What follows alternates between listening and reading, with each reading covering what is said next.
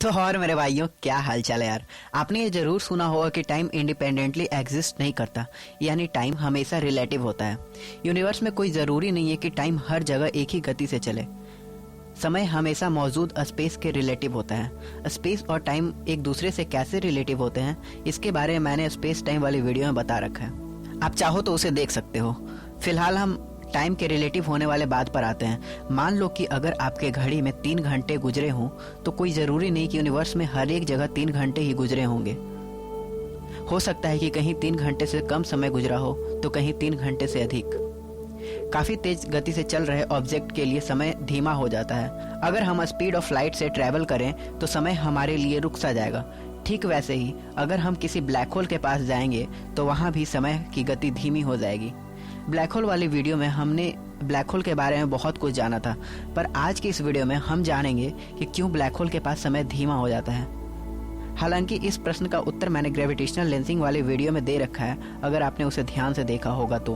परंतु आज हम किसी दूसरे तरीके से जानेंगे कि कैसे ब्लैक होल के पास समय धीमा गुजरने लगता है। तो हाँ मेरे भाई, शुरू करते हैं आज का ये वीडियो।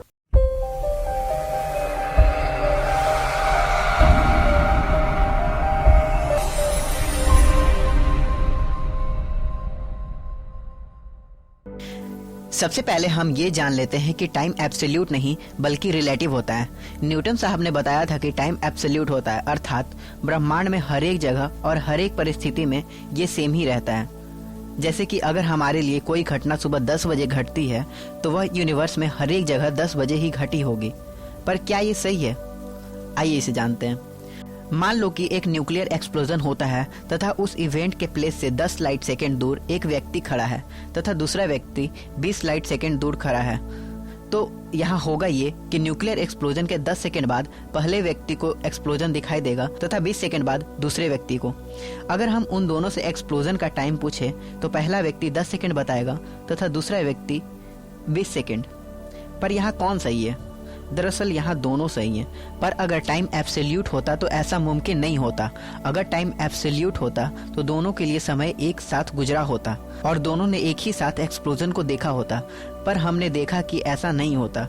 तो हम ये कह सकते हैं कि टाइम एब्सोल्यूट नहीं बल्कि रिलेटिव होता है और इसका गुजरना रेफरेंस फ्रेम पर डिपेंडेंट होता है। जैसा कि मैंने आपको पहले ही बताया कि अगर आप किसी ऐसे यान से यात्रा कर रहे हो जिसकी स्पीड ऑफ लाइट के आसपास हो तो आपके लिए समय धीमा हो जाएगा। ठीक उसी प्रकार अगर आप किसी ऐसे फील्ड में हो जिसकी ग्रेविटी काफ़ी ज़्यादा हो तो आपके लिए समय बाकी लोगों की अपेक्षा धीमा गुजरेगा, जिसे हम टाइम डायलेशन कहते हैं। टाइम डायलेशन और लेंथ कॉन्ट्रैक्शन के बारे में हम किसी और वीडियो में जानेंगे।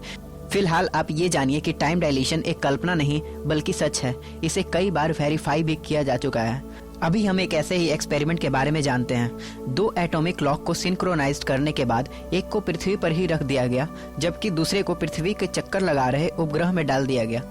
कुछ दिनों बाद जब दोनों क्लॉक के टाइम रीडिंग को मिलाया गया तो यह पता चला कि उपग्रह पे मौजूद क्लॉक का समय पृथ्वी पे मौजूद क्लॉक के मुकाबले कुछ नैनो सेकेंड ज़्यादा था। इससे ये साफ पता चलता है कि पृथ्वी के ग्रेविटी फील्ड के कारण इसके सतह पे मौजूद क्लॉक के लिए समय कुछ नैनो सेकेंड धीमा गुजरा। अगर हाई स्पीड के कारण होने वाले टाइम डायलेशन की बात करें तो इसे भी लार्ज हैड्रॉन कोलाइडर में एक्सपेरिमेंट के दौरान वेरीफाई किया जा चुका है। इसमें पार्टिकल की स्पीड लाइट की स्पीड की 99.9% होती है। अब तक आप ये समझ चुके हों कि टाइम एब्सोल्यूट नहीं बल्कि रिलेटिव होता है, यानी यह अलग अलग स्थानों पर अलग अलग गति से गुजरता है। अब हम बात करते हैं कि ब्लैक होल के नज़दीक टाइम की गति धीमी क्यों हो जाती है। इसे अच्छे से समझने के लिए हमें सबसे पहले ग्रेविटी को समझना होगा।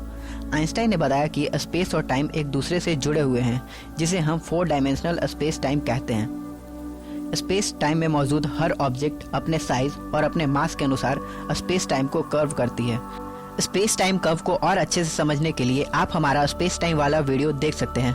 दरअसल यहाँ बड़े साइज और अधिक मास का ऑब्जेक्ट स्पेस टाइम को ज़्यादा वॉर्प करता है तथा छोटे साइज और मास का ऑब्जेक्ट स्पेस टाइम को कम वॉर्प करता है। जैसा कि आप इस इमेज में देख सकते हैं कि बड़े मास के ऑब्जेक्ट ने स्पेस टाइम को ज़्यादा वॉर्प कर रखा है तथा छोटे मास के ऑब्जेक्ट ने स्पेस टाइम को कम वॉर्प कर रखा है। बड़े बॉल के स्पेस टाइम को ज़्यादा वॉर्प करने के कारण यह छोटे बॉल को अपनी ओर खींचने लगता है, जिसे हम ग्रेविटी या गुरुत्वाकर्षण बल कहते हैं। इस उदाहरण में जो बड़ा बॉल है उसे आप सूर्य मान लें तथा छोटे बॉल को पृथ्वी, जो इसी स्पेस टाइम ग्रेविटी के कारण सूर्य का चक्कर लगाती है। अब आप शायद ऐसा सोचेंगे कि अगर सूर्य पृथ्वी को अपने ग्रेविटी के कारण अपनी ओर खींचता है तो पृथ्वी को सूर्य से टकरा जाना चाहिए था, ना कि इसे सूर्य का चक्कर लगाना चाहिए था। दरअसल यहाँ इसके दो रीजन हैं। पहला कि जैसे सूर्य ने स्पेस टाइम को वार्प कर दिया था, ठीक वैसे ही पृथ्वी ने भी स्पेस टाइम को वार्प किया था तथा स्पेस टाइम में अंदर की ओर धंसे होने के कारण पृथ्वी का बैलेंस बना रहता है, जिसे आप इस वीडियो से समझ सकते हैं।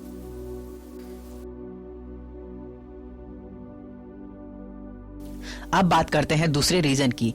तो जब पृथ्वी सूर्य का चक्कर लगाती है तो यह बाहर की ओर एक सेंट्रीफ्यूगल फोर्स जनरेट करती है, जो सूर्य से लगने वाले ग्रेविटेशनल फोर्स को बैलेंस कर देती है और पृथ्वी एक फिक्स्ड ऑर्बिट में सूर्य की परिक्रमा करता है। सेंट्रीफ्यूगल फोर्स के बारे में आपने शायद फिजिक्स के क्लास में जरूर ही पढ़ा होगा। बहरहाल अब हम अपने स्पेस टाइम वाले एग्जाम्पल पर लौटते हैं। जैसा कि हमने देखा कि बड़े मास और डेंसिटी वाला खगोलीय पिंड स्पेस टाइम को ज्यादा वार्प करेगा, जिसके कारण उसकी ग्रेविटी ज्यादा होगी। या दूसरे शब्दों में हम कह सकते हैं कि अगर ग्रेविटी ज्यादा होगी तो स्पेस टाइम को ज्यादा वार्प करेगा। बात करें अगर ब्लैक होल की, तो इसकी ग्रेविटी इतनी अधिक होती है कि लाइट भी इससे पास नहीं हो पाती है। यानी ब्लैक होल ने स्पेस टाइम को काफी ज्यादा वार्प कर रखा है। पर यह टाइम को कैसे इफेक्ट करता है, इसे समझने के लिए हम हमारा स्पीड का सबसे प्यारा और चहेता एक फॉर्मूला लेते हैं, speed is equal to distance by time. यहाँ पहले बात करते हैं स्पीड की, तो यह स्पीड ऑफ लाइट होगी जो ब्रह्मांड में हर जगह फिक्स्ड होती है, 3 लाख किलोमीटर पर सेकेंड। इस एग्जाम्पल को और आसान बनाने के लिए हम इस फिक्स्ड स्पीड को 3 किलोमीटर पर सेकेंड ले लेते हैं। मान लेते हैं कि नॉर्मल स्पेस टाइम में ए और बी की दूरी 18 किलोमीटर है। चूंकि हमें स्पीड पहले से ही पता है तो हम यहाँ टाइम आसानी से निकाल सकते हैं, जो कि 6 सेकेंड होगा। अब अगर हम ब्लैक होल के नज़दीक स्पेस टाइम की बात करें तो वार्प होने के कारण यह डिस्टेंस पहले ही बढ़ जाएगी। मान लीजिए कि यह दूरी बढ़कर 24 किलोमीटर हो जाती है। चूंकि स्पीड हमेशा फिक्स्ड है तो अभी भी यह 3 किलोमीटर पर सेकेंड ही होगा।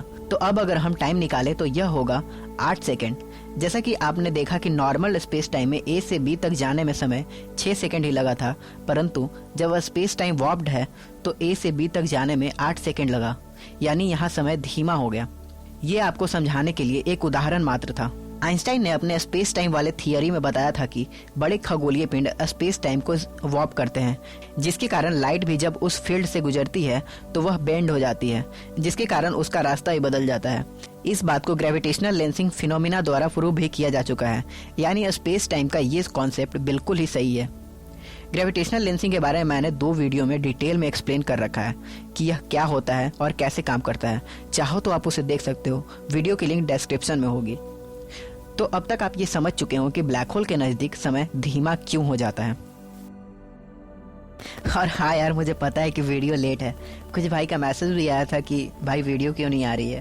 तो यार इधर कुछ हेल्थ इश्यूज थी और साथ साथ स्टडी को भी मैनेज करना पड़ता है, और एक वीडियो को बनाने के लिए बहुत सारे इन्फॉर्मेशन कलेक्ट करने पड़ते हैं, फिर लिखना होता है और फिर बहुत कुछ। तो यार इसमें बहुत सारा टाइम कंज्यूम भी हो जाता है, और इधर शेड्यूल बिजी होने के कारण लेट हो जा रहा था। पर यार आप टेंशन मत लो, वीडियो ज़रूर आएंगी, पर इधर मैं भी लेट हो, पर यार फिर टाइम से वीडियो आने लगेंगी। So be tuned and keep supporting. हाँ, ये कहीं तो सुना था, बोल दिया। अंग्रेजी तो आपको ही पता है कैसी है। खैर यार, आप मुझे ये सजेस्ट ज़रूर करना कि आपको किस टाइप की वीडियो चाहिए, किस टॉपिक पे वीडियो चाहिए। आप चाहो तो कमेंट सेक्शन में बता सकते हो, या फिर ये रहा मेरा व्हाट्सएप नंबर, डायरेक्टली मैसेज कर सकते हो। फिलहाल आज की इस वीडियो में बस इतना ही यार। अपना और अपने चाहने वालों का खूब ख्याल रखो। जल्दी मिलता हूँ नई वीडियो में। लव यू ऑल एंड जय हिंद।